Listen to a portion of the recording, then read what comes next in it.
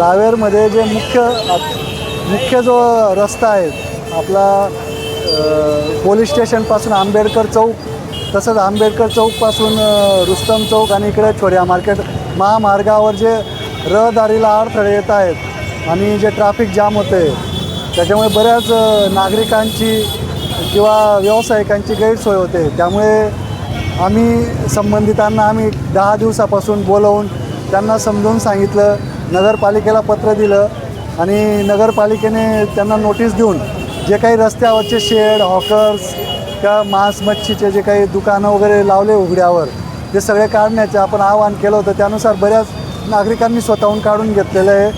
बाकीचं काही असेल तर नगरपालिका आणि आपण पोलिसांच्या सहाय्याने नागरिकांकडून आपण ते काढून घेतो आहे आणि मी रावेरवासियांचे आभार मानतो की त्यांनी आज चांगल्या कार्याला आम्हाला सहज मदत करत आहेत आणि स्वतःहून ते त्यांचं जे काही रस्त्यावर रहदारीचा अडथळा निर्माण करणाऱ्या शेड्स, दुकानं किंवा जे काही टपऱ्या वगैरे हे स्वतःहून हटवून घेत आहेत। याबद्दल मी त्यांचे